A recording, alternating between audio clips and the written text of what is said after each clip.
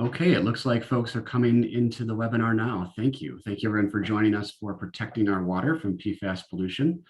My name is Tony Wilkin-Gibbard. I'm Executive Director of Midwest Environmental Advocates. And MEA is a public interest environmental law center that combines the power of law with the resolve of communities facing environmental injustice to protect and secure the rights of all people to healthy water, land, and air.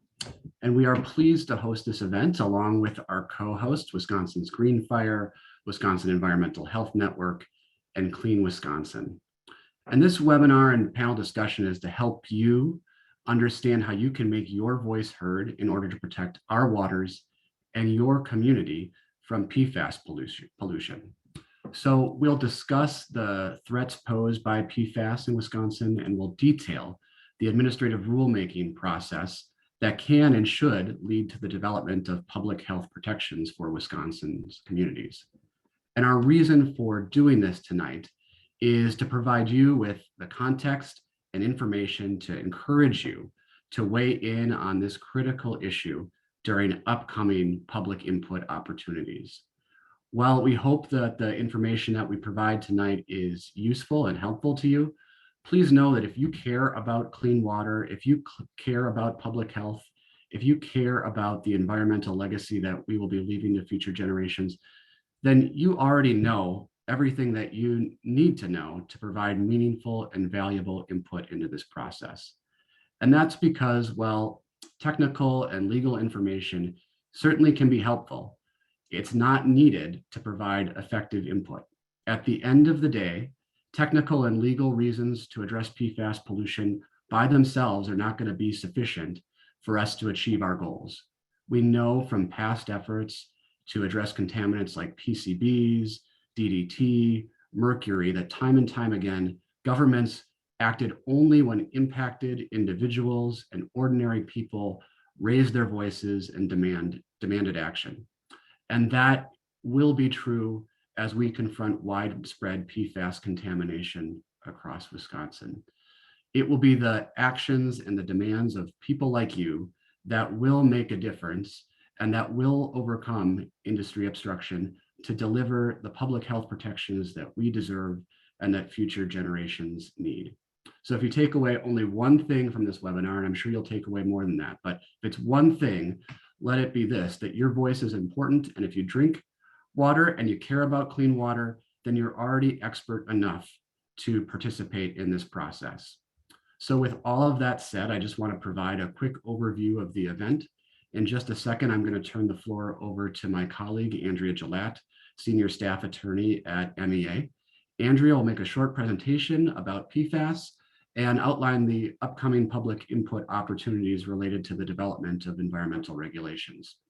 Then we'll have a panel discussion with several of MEA's partners who will provide a variety of perspectives on these opportunities and share more information with you. During the panel discussion, for those of you who are watching live, you'll have the opportunity to ask questions through the question and answer feature that's at the bottom of your screen. And you can submit those questions at any time during the event. One final note is that this webinar is being recorded, and that recording will be made available to anyone who wants to see it if they're not able to join us tonight. So that will be publicly available. So with all of that housekeeping out of the way, I'm really pleased to introduce Andrea Gillette, Senior Staff Attorney at Midwest Environmental Advocates.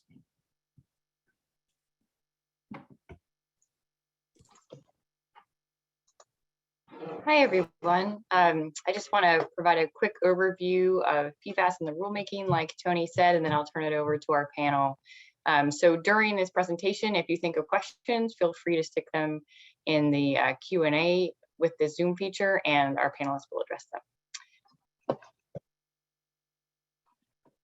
So first, I'll just do a quick overview of basics, talk through the rulemaking, and then provide some details on participating in the upcoming rulemaking sessions. I did want to note, if anyone wants more background or prefers to receive their information via film, there is a pretty good documentary about PFAS that talks about, PFAS contamination and some of the legal stories about how folks started addressing that contamination. Also, I think John Oliver recently did a segment on PFAS that we've posted to our Facebook page. So PFAS is an acronym that stands for per and polyfluoroalkyl substances. They are a class of thousands of human-made chemicals that were created in the 1930s and originally produced by companies like DuPont and 3M in the 1940s. The most widely studied PFAS to date are perfluorooctane sulfonate, or PFAS, PFOS, and perfluorooctanoic acid, or PFOA, PFOA. While no two PFAS are exactly the same, in general, these chemicals are highly resistant to water, oil, and heat. PFAS are extremely mobile and do not break down in the environment, which has led to them being called forever chemicals. They do eventually leave the body, but their elimination half-lives can be years. Due to the chemical properties of PFAS, they are widely used in a variety of applications, including manufacturing processes and consumer end products, some of which are listed here, like Teflon pans, rain jackets, Scotchgard, and other products. They are also extremely useful for putting out certain kinds of fires in PFAS-containing firefighting foams. So here are some of the ways that PFAS might get into your body. Industrial manufacturing facilities like industry are a major source of PFAS in the environment. I mentioned 3M and DuPont as examples. They can get into the environment both through air emissions that could travel large distances, or more locally from water discharges that could then get into the groundwater and spread. Historic and current waste management sites or landfills are another source, because that's where our consumer products end up. Old landfills used to not be lined, and so as the water ran through them, it would gather PFAS and then get into the groundwater. Current landfills are lined, but then that creates a problem whereby water that collects in the landfills, called leachate, is removed and moved to wastewater treatment plants, but those wastewater treatment plants are unable to filter or treat PFAS. In addition, wastewater treatment plants create biosolids, which are a sludge that can be applied to land and then get into groundwater that way. I'll note that solid waste incinerators do not burn hot enough to degrade PFAS. And then, of course, another source is firefighting foam. So to sort of illustrate the scope of contamination from one facility, there is a facility up in Marinette and Peshtigo that produces fire extinguishers and fire suppression systems, and a related outdoor training facility for use of these products. Up in that area, PFAS has contaminated drinking water in the area, detected in high levels in groundwater and surface water, soil, and sediments, also in the wastewater treatment plant sludge, and that was land applied to farm fields in the area. The DNR even issued a do not eat advisory for the livers of white-tailed deer in the area because sampling of the tissue revealed PFAS contamination. So based on that mobility and pervasiveness, studies have shown that nearly every person in the United States has a detectable level of PFAS in their blood, and a prominent exposure pathway is through drinking water, although it can also occur through eating contaminated food that's contaminated through the manufacturing process, or fish that have accumulated it through swimming in PFAS contaminated waters. Infants are particularly vulnerable, and so are firefighters and first responders. PFAS are of public health concern because they're toxic in low concentrations. The EPA's public health advisory of 70 parts per trillion is about equivalent to 3.5 drops in an Olympic-sized swimming pool. And exposure to PFAS has been linked to several adverse health outcomes, several of which are listed here. So what is Wisconsin doing about PFAS? Right now, DNR is engaged in an administrative rulemaking process. And what's important about these rules is that having standards with the force of law makes them mandatory, which is very important because we know that voluntary or advisory standards are not enough. So there are several PFAS rulemaking efforts ongoing. The ones that have public hearings upcoming are the surface water and drinking water standards, which are in italics here, but also ongoing is a groundwater standard. These efforts all began in 2019 under a process outlined by Wisconsin law, where the Department of Health Services recommended to the DNR, the Wisconsin Department of Natural Resources, that they set a groundwater standard at a combined concentration of 20 parts per trillion for PFOA and PFAS, reasoning that after an extensive epidemiological review that the EPA health advisory did not adequately protect infants. These DFGS recommendations are now being promulgated as rules to protect groundwater and drinking water, and are also the basis for the surface water rules. So this is where we are in the administrative rulemaking process. You can see it's quite complicated in Wisconsin, but right now we're at the agency public hearing and public comment period for both the drinking water and the surface water rules. Before I move on to a brief overview of the specifics of the rules, I just want to take a step back and note the importance of public participation here. Wisconsin's rulemaking process has several opportunities for the legislature and legislative committees to intervene and stop rulemaking efforts. And that is why it's critically important that the public turn out and tell the DNR and the governor and the legislature that it is important that these rules go through to protect public health. For example, legislative committees in the legislature can object to the rulemaking, which can block implementation. And we've already seen them do this in the context of the emergency rule to regulate PFAS containing firefighting foams. In addition, the RAINS Act can also allow the legislature to stop rulemakings in its track. And we've seen them threaten this in the past. So because of these challenges, it's important that the DNR hear from you all. So now briefly going over the substance of the rules. First, the drinking water rule, you can see the standard here. These limits will primarily apply to public water utilities, which will mean that municipal customers will know that their water utilities are testing for PFOA and PFAS. They'll be able to see what those levels are. And if the limits are exceeded, the water utility would be required to take action, like drill a new well, install a treatment system, or switch to a different drinking water source. The surface water rule has slightly different standards that you can see and will apply to industry, facilities, and municipal wastewater treatment plants. Again, will require ongoing and periodic sampling, and also require action to address exceedances of those standards. For this rule, DNR proposes that dischargers will be limiting their discharges primarily by reducing the PFAS that's coming into their industry, perhaps by switching to a different chemical or a different process, what's known as source reduction measures.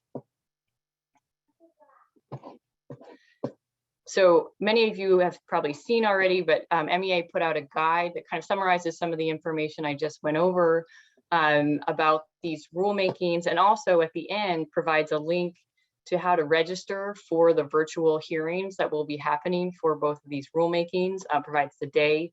You can see the first one will be upcoming on Wednesday at 10 a.m.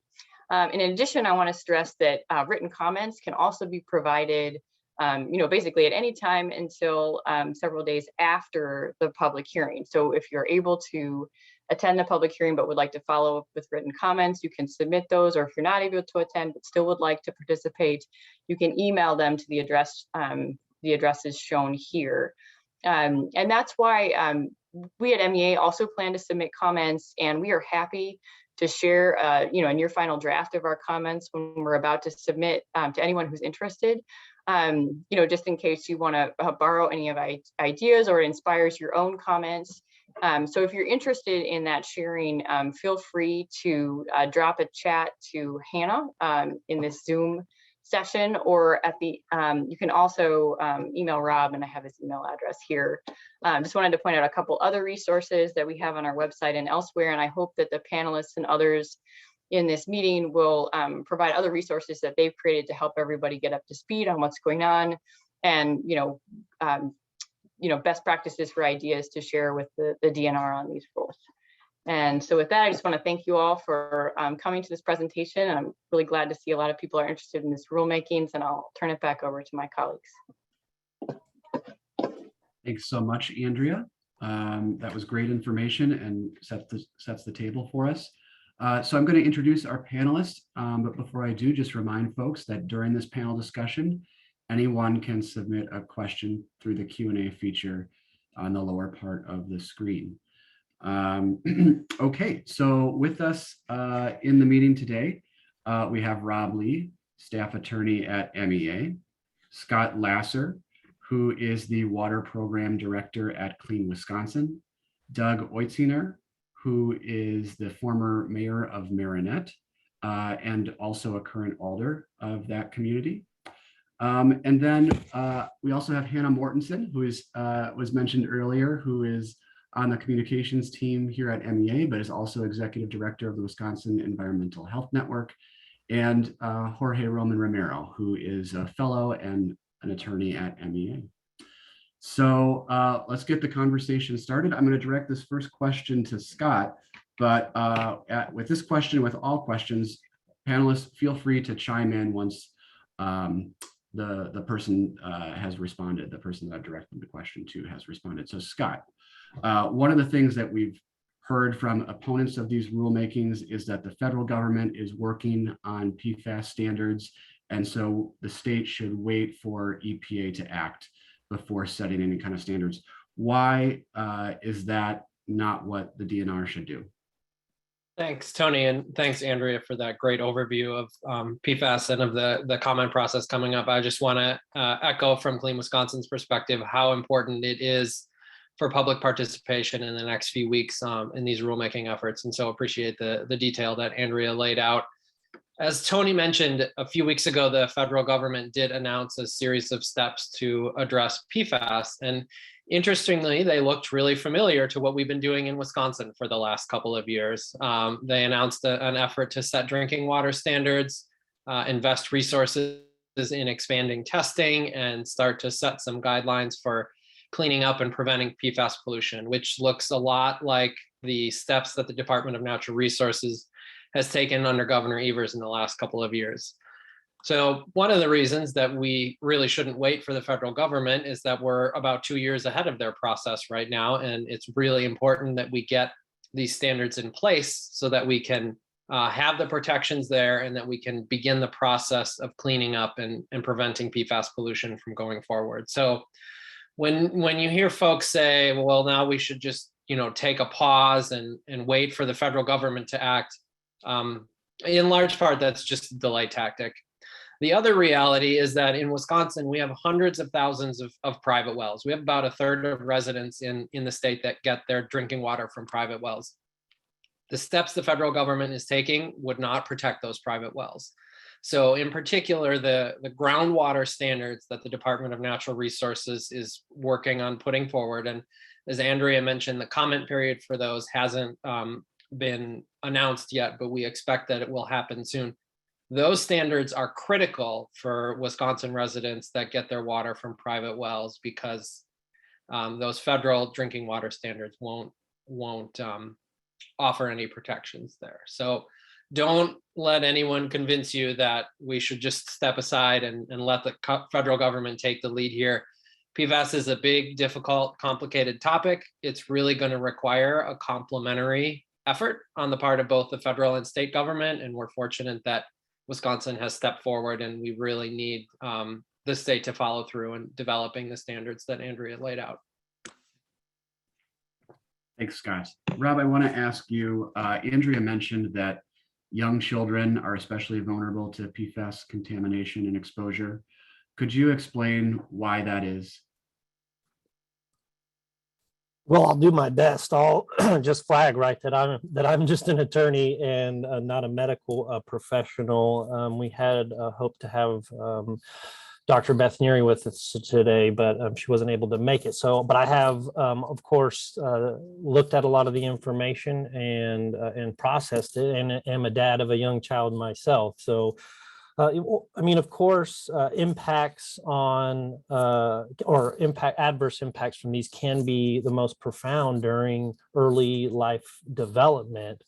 And as Andrea was pointing out in her presentation, the most, or at least one of the most common exposure pathways is through drinking water.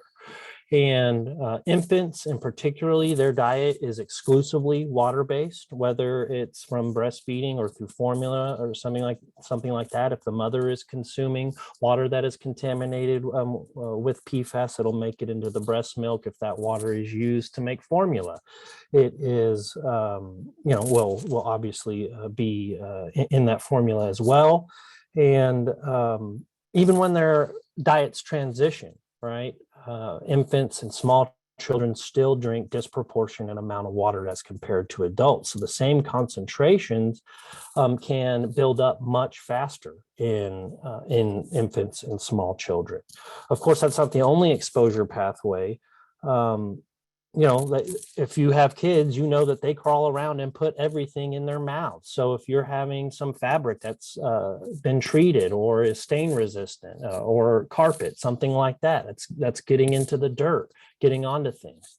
And they can be exposed that way. And then, of course, they just have a greater surface area relative to their mass than adults do.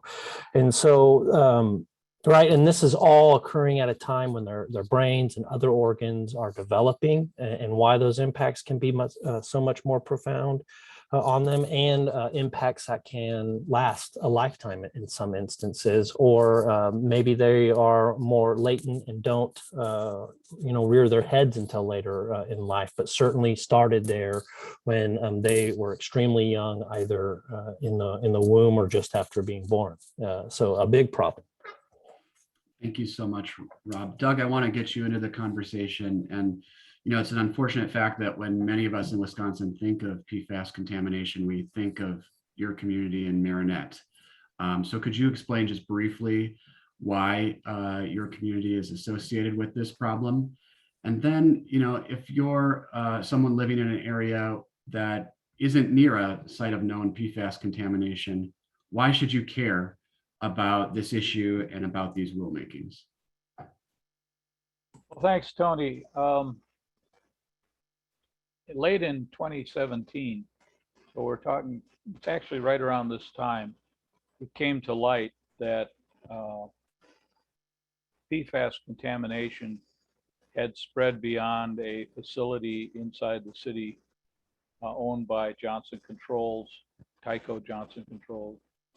And that contamination had actually spread to private wells outside the city in the town of Peshtigo. So this is 4 years ago. So this is when it starts to hit the news and hit the news statewide that there's this new contamination issue. And I, like everybody else who lived here, had never heard of PFAS, didn't know anything about forever chemicals, didn't know what this was. What we discovered was that the company that is in the fire protection or fire suppression business,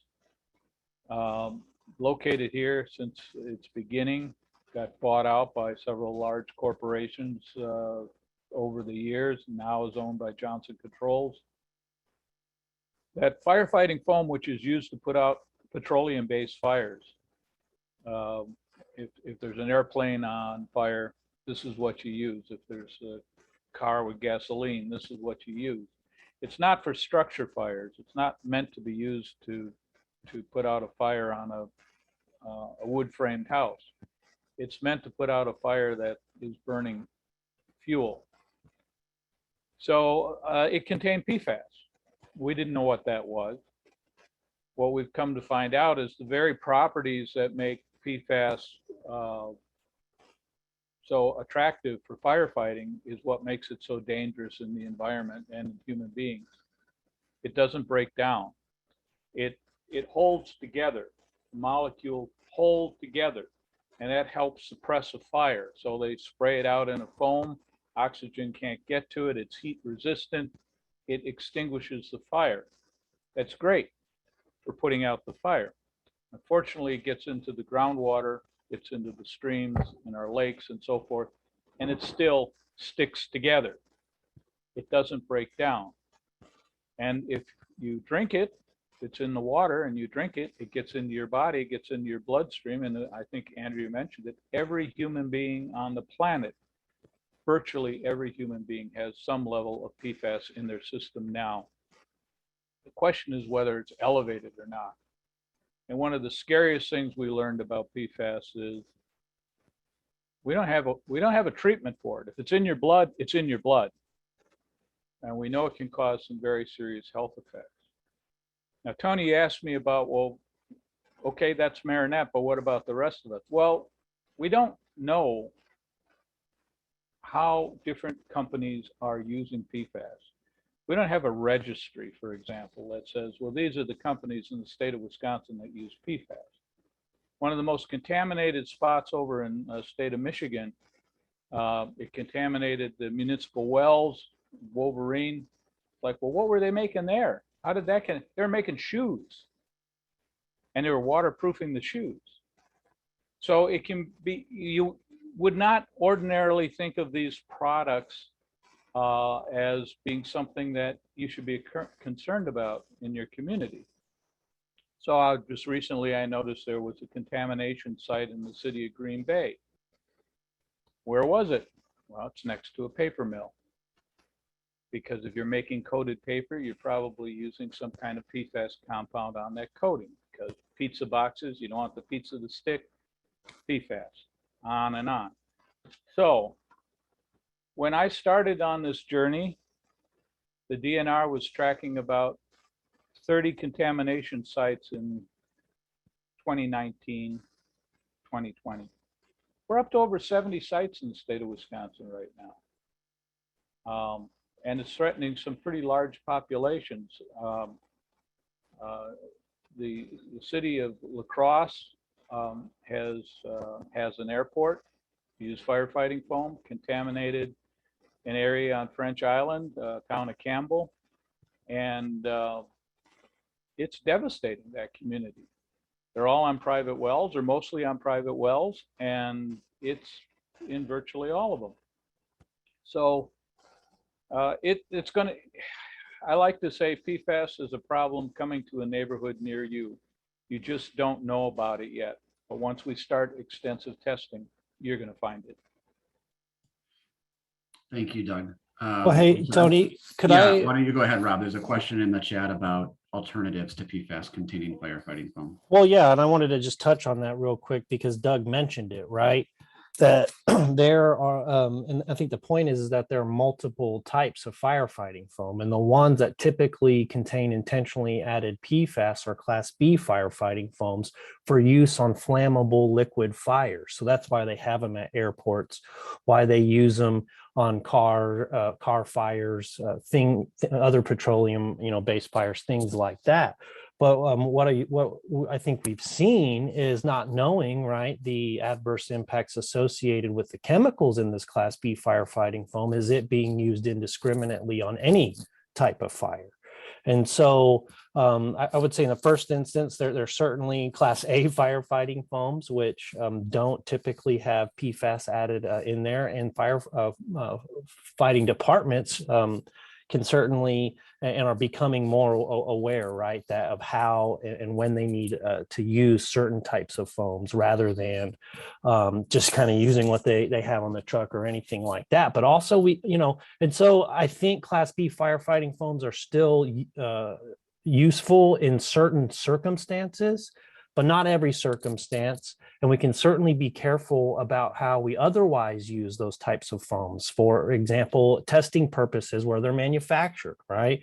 Or for training purposes, burn pits, things like that. We do not have to use these as often and as widespread as we have been in the past. And so while there are some alternatives, I think also just reconsidering the way that we've used these in the past is important as well. And it's not just right for the contamination to the environment, but we also have to think about the first responders too, who are going to be exposed to these chemicals, in some cases needlessly. So, and I am certain that there are even instances where Class A foams outperform Class B foams on flammable liquid fires, but it does depend on the circumstances. And so I think more training, more testing, and hopefully innovation where we can get away from these foams altogether.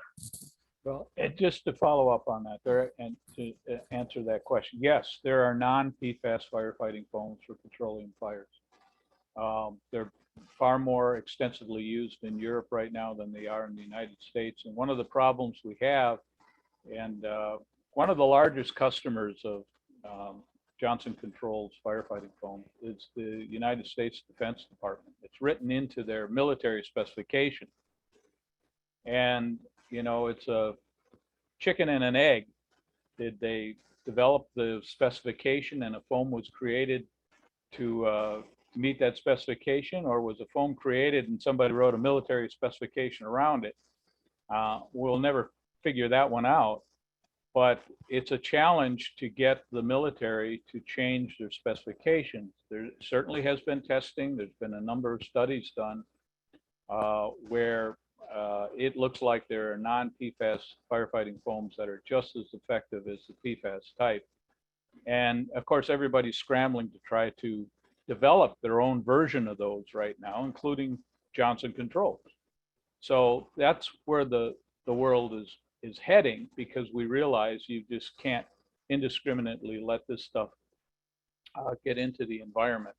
And many, many, many of the most contaminated sites around the United States are near airports where firefighting foam was used. Doug, I'm going to direct another question to you. This is from an audience member, and they point out that it's difficult to conceptualize the impacts of a compound that we can't see, that's toxic in extremely small quantities. So if you had to say, in a few sentences, the effects that PFAS contamination have had in your community, how would you paint that picture? How would you conceptualize that? Well, first I'm going to say, I mentioned that we're contaminating private wells. And of course, it's odorless, it's tasteless, you don't know your well is contaminated.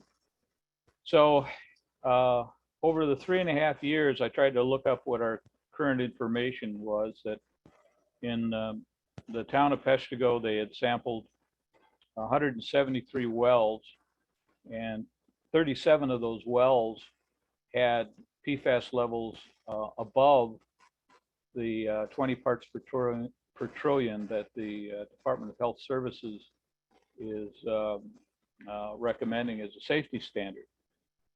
Well, you mentioned our biosolids.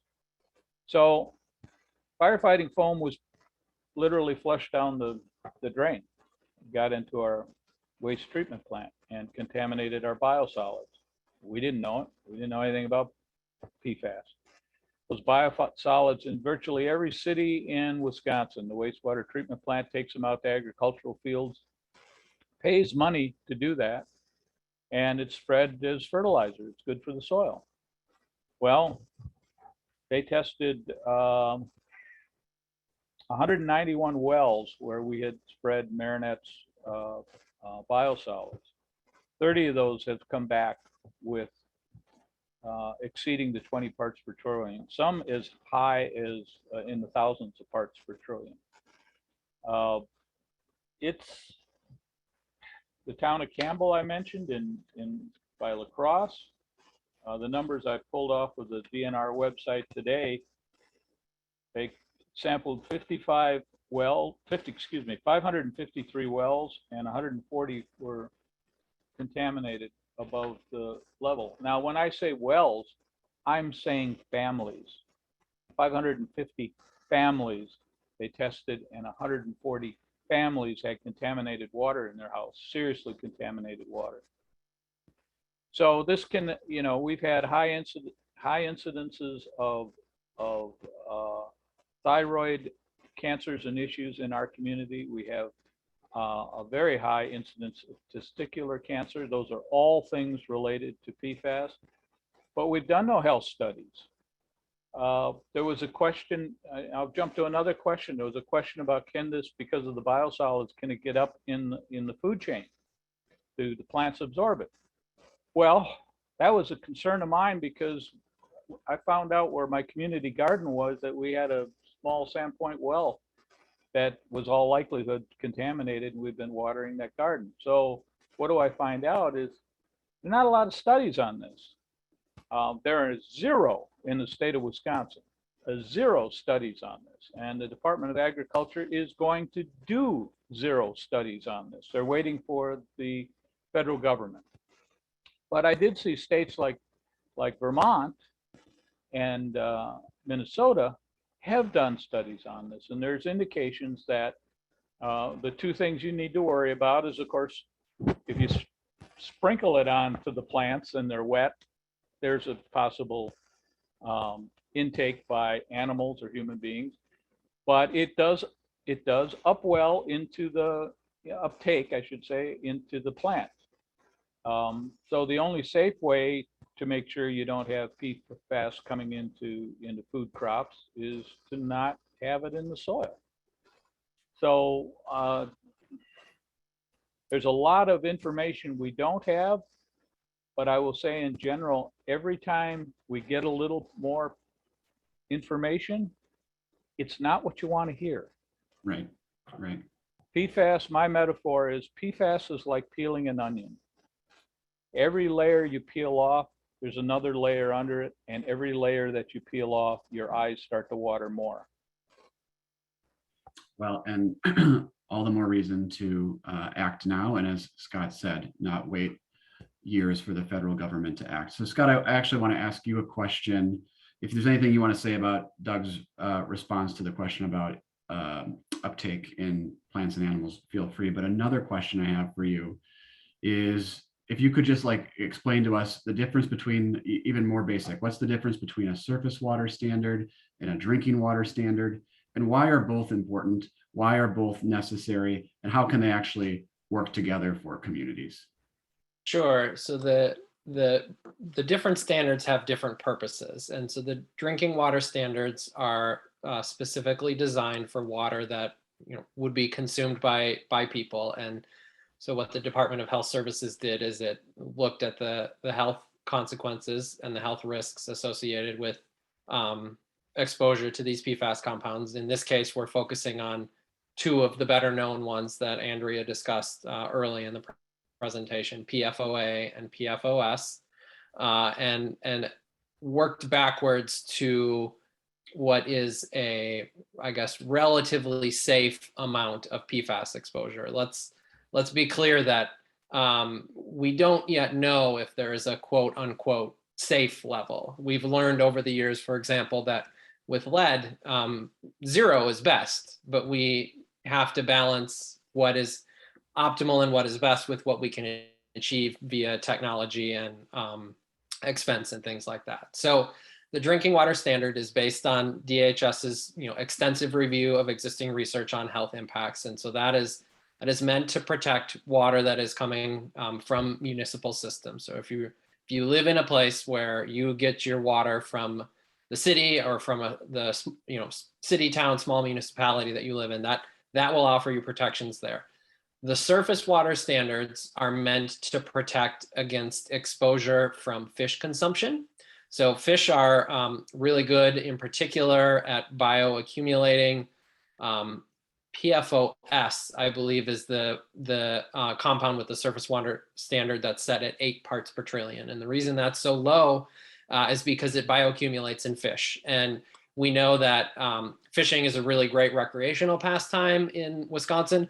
We also know that there are a lot of communities, and actually a lot of minority communities in Wisconsin, that rely on subsistence fishing for a significant part of the protein in their diet. And those communities are a particular risk in areas where surface water is contaminated with these PFAS compounds to getting exposed through consumption of fish. So that surface water standard is meant to not allow that compound to accumulate in fish. And it's also meant to protect against incidental ingestion. I have 2 small kids. A lot of people do. You go to the lake, you go to the river, you swim. It's kind of hard to keep them from ingesting any water. And so the point of that surface water standard is also to help protect against that incidental ingestion.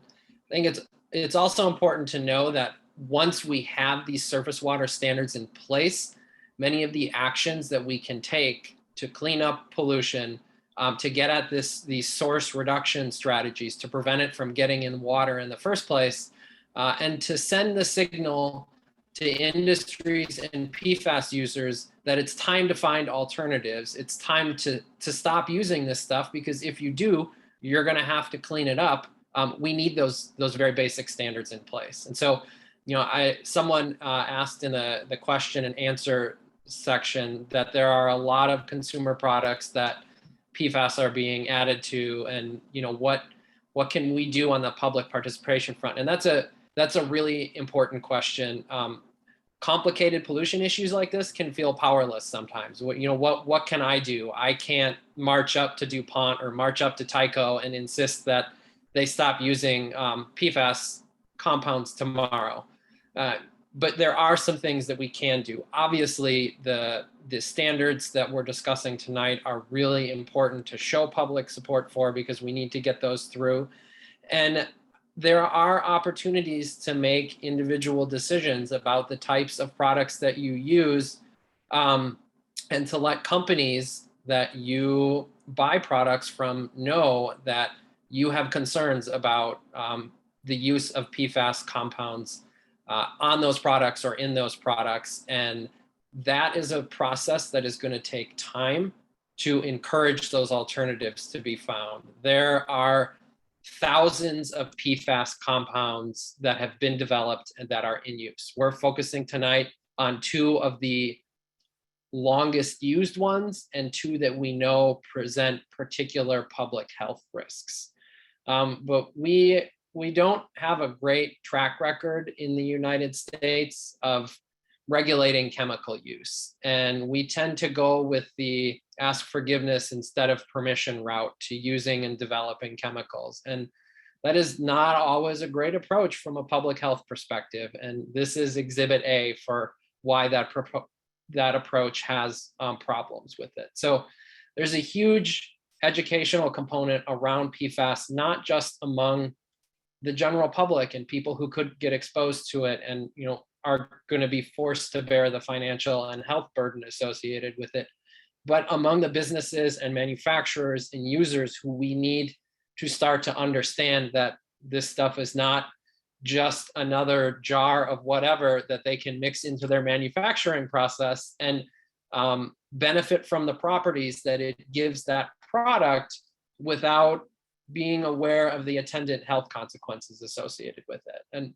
so PFAS do a lot of great things, from firefighting foam to nonstick cookware to waterproof clothing to a whole host of other things. It's not going to be simple to get them out of all of the products that we use. That doesn't mean we can't and shouldn't start now.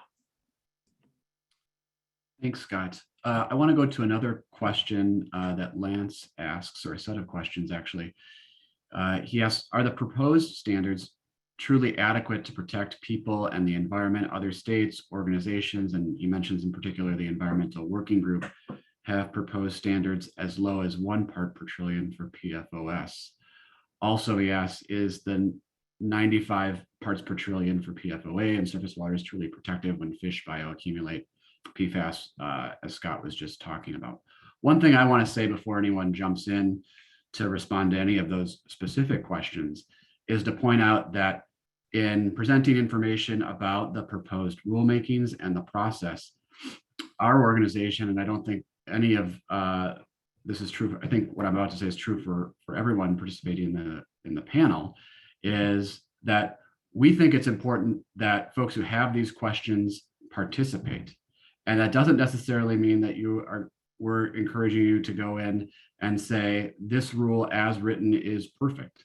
If you have these questions, if you think that lower standards are necessary or should be considered, that's valuable input as well. So the public participation of asking these important questions and asking and urging DNR to be as protective as possible is incredibly valuable. So I want to just thank Lance for asking those questions. Does anyone want to say anything more about Lance's points and his questions? I can take one of them, the particular question about PFOA and the fact that the standard is higher than PFOS. And that's a consequence of the fact that PFOS bioaccumulates more readily in fish than PFOA. And so DNR laid out a pretty specific process by which they've got a formula that they use to look at bioaccumulation of chemical compounds. And that's why we see the lower standard for the more rapidly bioaccumulating one than the other one. So I just wanted to put a specific fine point on that one question. Well, Scott, isn't the process that they use to do that, that standard would actually even be higher than the 95 parts per trillion? And that's why we're just going to this lower standard of 95 parts per trillion for non-public water supplies. Isn't that right? I don't know the specifics on that particular number that they reached. I know that, with PFOA, obviously for drinking water supplies, it's the same as the drinking water standard, which makes sense. And I don't remember with the 95 number, the specifics with regard to the bioaccumulation factor. I just know that the reason PFOS is lower is because it more rapidly bioaccumulates. Let me just say that those of us who have been advocating for regulation in the state of Wisconsin, we don't like looking at PFOA and PFOS and some of these other compounds as little boxes of separate compounds. We think they should be regulated as a class. So what you do see in the groundwater standards is 20 parts per trillion for any combination of PFOA and PFOS. And I was quite concerned when I saw the surface water standard suddenly come out and say, well, you can have 8 of PFOS and you can have 20 of PFOA. And I would say, well, if I add those two together, that's 28. So you're right off the bat, you're not doing what you're doing in the groundwater standard. And I think that calls into question some of what they're looking at in terms of surface water standards, and don't even get me started on biosolids. But you're always faced with the challenge. We have some rulemaking in process that would make an improvement to the situation we have today, which is there are no rules. There are no federal rules. There are no state rules. There are no rules. So does this make it better? Yes, it makes it better. It's a building block. We would hope that as we go through time, we can get those standards as we get more scientific information, because we believe it's going to show that the class of compounds really needs to be regulated and not be focused so much on just this one should be at this level and that one should be at that level and so forth. You add them all together, they're bad news. Tony, if I can just really briefly add on to what Please. Doug said, whatever happens with these standards, we're not done after they come out. And this answers Lance's question a little bit. We still have a lot to learn about PFAS compounds, not just PFOA and PFOS, but all of the many other thousands of PFAS compounds that are out there. And one of the things that the awareness that has occurred in the last few years as a consequence of these contamination sites can do is try to encourage those questions and that research to be done more in advance as opposed to after the fact when we've already got these contamination issues. And so we may very well learn in the months and years ahead that lower health standards are appropriate, and that will require additional actions from the DNR or the federal government, or more likely both, to offer those additional health protections. The other point I want to make is one that Andrea got at earlier, and I'm just going to be more blunt about it. Unfortunately, the legislature basically loaded the dice against public health protections with several laws that they passed in the last several years. They made it a lot easier to stop public health protections from going forward as a consequence of the costs of implementing those public health protections than they did in considering the potential public health benefits of reducing exposure, of preventing the host of health consequences that are associated with contamination. And this is true with PFAS, and this is true with other contaminants and pollutants as well. And it's a really unfortunate situation for Wisconsin to be in right now, that it is such an uphill battle to get basic public health protections. But if nothing else, and if you are frustrated by that, it should hopefully encourage you to participate in the public process and make your voice heard and offer as loud an endorsement as possible for what DNR has put forward. And don't forget that there is this process out there that has been loaded against your public health. And that is also something that we need to continue advocating for change on, so that the DNR can take the necessary steps on these issues and when future contaminants come up. Thanks so much, Scott. That's well said. I think the laws that have loaded the dice here, part of their intent is to make people feel powerless. And that is why it is so important that folks raise their voices during this process. PFAS are not contained by anything, and certainly not contained within a legislative district, Republican districts, Democratic districts. There is widespread concern, and we can show that and make that visible by participating in the process and build the political power for these rulemakings and to continue the fight after these rulemakings, because as you said, there is so much work to be done after we accomplish this. So we have just a few more minutes left, and I want to try to get to some of the questions that have been raised in the chat, maybe do kind of a rapid fire style here. So one of the questions that Ned asked, is there any provision in the proposed rules for testing of private wells that may be vulnerable due to be located near an unlined landfill? So knowing that PFAS can migrate in groundwater, are there requirements that private wells be tested such that the owner of that private well might be impacted by contamination that they did not, that they're not responsible for? I take the question to be. I can take a quick shot at that and then let other people chime in. No is the short answer. These rules are specifically designed to set drinking water and surface water quality standards. They don't really have to do with the additional actions and resources that we direly need to get a handle on this issue. So there have been state and federal proposals put forward to provide testing resources that would do things like help private well owners test their wells. There's a piece of legislation that has been introduced called the CLEAR Act, which is a much more comprehensive effort to address PFAS contamination. It doesn't just get at setting standards, it gets at providing testing resources, it gets at providing DNR some additional science capacity to help them wrap their heads around this complex issue. It gets at helping communities clean up some of the contamination that we've already identified. That is the next level of action that we absolutely need in order to address PFAS contamination.